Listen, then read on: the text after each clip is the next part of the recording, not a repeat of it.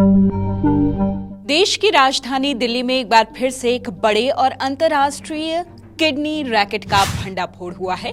Crime branch ने बांग्लादेश से लेकर राजस्थान तक चलने वाले इस किडनी रैकेट का खुलासा करने के साथ ही 50 साल की एक बहुत ही मशहूर महिला डॉक्टर समेत 7 लोगों को गिरफ्तार भी किया है। पकड़ी गई महिला डॉक्टर एक बड़े अस्पताल में काम किया करती हैं और इल्जाम है कि ये महिला डॉक्टर किडनी ट्रांसप्लांट के 15 से 16 ऑपरेशन अब तक कर चुकी है। चलिए हम आपको बताते हैं कि इस पूरे रैकेट की इनसाइड स्टोरी है क्या। सबसे पहले ये जान लीजिए कि आखिरकार इस पूरे किडनी रैकेट का भंडाफोड़ हुआ कैसे। इसी साल 16 जून को दिल्ली पुलिस के अधिकारियों को खुफिया विश्वसनीय सूत्रों से ये जानकारी मिली कि गैंग के लोग अवैध किडनी ट्रांसप्लांट के काले धंधे में शामिल हैं। ये खबर जैसे ही मिली, पुलिस तुरंत हरकत में आई। बाकायदा एक टीम बनाई गई और पुलिस ने जसौला गांव में छापेमारी की। मौके से 4 लोगों की गिरफ्तारी हुई, जिनकी शिनाख्त हुई रसेल, रोकोन, सुमन मियां के तौर पर, जबकि एक अन्य आरोपी की पहचान हुई रतेश पाल के तौर पर, जो त्रिपुरा, भारत का रहने वाला है।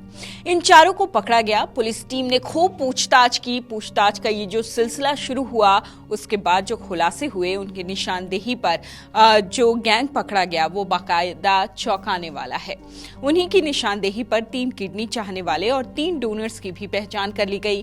मामला पूरी तरह से पुख्ता हो चुका था, लिहाजा पुलिस ने 4 आरोपियों के खिलाफ कानून की संबंधित धाराओं में मामला फटाफट दर्ज कर लिया। ये तो हुआ कि भंडाफोड़ हुआ कैसे। अब हम आपको बताते हैं पूरी मॉडस ऑपरेंडी थी क्या। पूछताछ में जो बातें सामने आई वो बेहद चौंकाने वाली रही। आरोपियों ने कबूल किया कि वो बांग्लादेश में डायलिसिस केंद्रों पर जाकर किडनी रोग से पीड़ित रोगियों को निशाना बनाते थे। इसके बाद वो बांग्लादेश से ही डोनर की व्यवस्था करते थे। वे ऐसे लोगों को तलाश करते थे जिनकी आर्थिक स्थिति खराब होती थी और वो इसी बात का फायदा उठाते थे और उन्हें भारत में नौकरी दिलाने के बहाने यहाँ लेकर आते थे। फिर उनका पासपोर्ट जब्त कर लिया जाता और उन्हें करीबी रिश्तेदार बताने के लिए रोगियों और डोनर के बीच संबंध दिखाने के लिए बाकायदा जाली दस्तावेज तैयार किए जाते, क्योंकि ये बेहद जरूरी है कि केवल करीबी रिश्तेदार ही डोनर हो सकता है। अब जब औपचारिकताएं पूरी हो गईं, तो किडनी ट्रांसप्लांट ऑपरेशन करवाया जाता था। आरोपी डोनर को 5 लाख रुपए देते थे, जबकि रिसीवर से 30 लाख रुपए तक वसूलते थे, यानी 30 लाख रुपए में किडनी बेचते थे, यानी पूरा का पूरा पैसा अपनी जेब में। अब हम आपको बताते हैं नामी डॉक्टर की गिरफ्तारी कैसे हुई। दरअसल जांच के दौरान पुलिस टीम को यह पता चला कि दिल्ली के एक बड़े अस्पताल में काम करने वाली डॉक्टर डी विजया राजकुमारी का निजी सहायक विक्रम सिंह ऐसे रोगियों की फाइलें तैयार करने में हेल्प करता था और रोगी और डोनर का हलफनामा तैयार करवाने में भी वो मददगार होता था। इस काम की एवज में विक्रम सिंह आरोपियों से प्रति मरीज 20,000 रुपए वसूल करता था। पूछताछ के दौरान एक आरोपी रसेल ने अपने सहयोगी के रूप में मोहम्मद शारिक का नाम भी बताया। शारिक डॉक्टर डी विजया राजकुमारी से मरीजों का अपॉइंटमेंट लिया करता था और पैथोलॉजिकल टेस्ट करवाता था और डॉक्टर की टीम से संपर्क करता था, यानी हर किसी का काम यहाँ पर बटा हुआ था। शारिक प्रति मरीज 50,000 से 60,000 रुपए तक लेता था। अब डॉक्टर डी विजया राजकुमारी से जुड़े दोनों शख्स पुलिस के रडार पर थे। पुलिस ने पूरी तैयारी के साथ दबिश दी और डॉक्टर डी विजया राजकुमारी को गिरफ्तार कर लिया गया। आरोप है कि इस रैकेट में 50 साल की इस महिला डॉक्टर का बहुत बड़ा किरदार है, बहुत बड़ा रोल है और यही वो डॉक्टर है जिसने इस तरह के अवैध किडनी ट्रांसप्लांट के 15 से 16 ऑपरेशन अब तक कर दिए हैं। डॉक्टर विजया राजकुमारी किडनी सर्जन हैं और वो 2 बड़े अस्पतालों में विजिटिंग कंसल्टेंट के तौर पर काम करती हैं। वो किडनी ट्रांसप्लांट सर्जन हैं।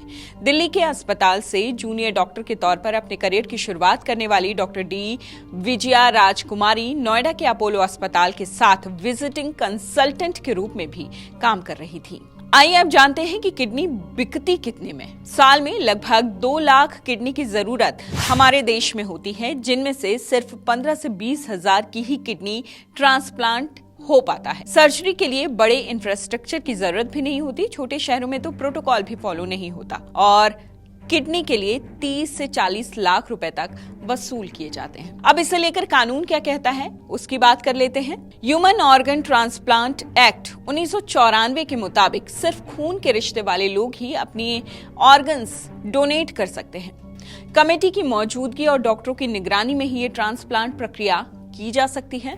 किडनी डोनेशन सिर्फ माता पिता, भाई बहन और दादा दादी एक दूसरे को कर सकते हैं। किडनी डोनेशन के लिए बाकायदा हर अस्पताल में एक असेसमेंट कमेटी गठित की जाती है। किडनी ट्रांसप्लांट प्रक्रिया के दौरान वीडियोग्राफी करना बहुत जरूरी होता है। विश्व स्वास्थ्य संगठन यानी WHO के मुताबिक हर साल 10,000 से ज्यादा किडनी की तस्करी होती है। वहीं भारत में हर साल सालाना 2,000 लोग अपनी किडनी बेच देते हैं। हालांकि यह आंकड़ा 2007 का है, जाहिर है इन नंबरों में इजाफा हुआ ही होगा। ये पूरी स्टोरी आपको कैसी लगी हमें कमेंट बॉक्स के जरिए जरूर बताइए और ये भी राय दीजिए अपनी कि किडनी और बाकी ऑर्गन्स ट्रांसप्लांट को लेकर भारत में जो कानून है क्या वो वाकई सुधार की उनमें गुंजाइश है, क्या उन्हें और कड़ा करने की जरूरत है। अपनी राय हमें कमेंट बॉक्स में जरूर बताइए। इस तरह की तमाम खबरों से अपडेट रहने के लिए लाइक कीजिए, शेयर कीजिए, सब्सक्राइब कीजिए इंडिया टीवी।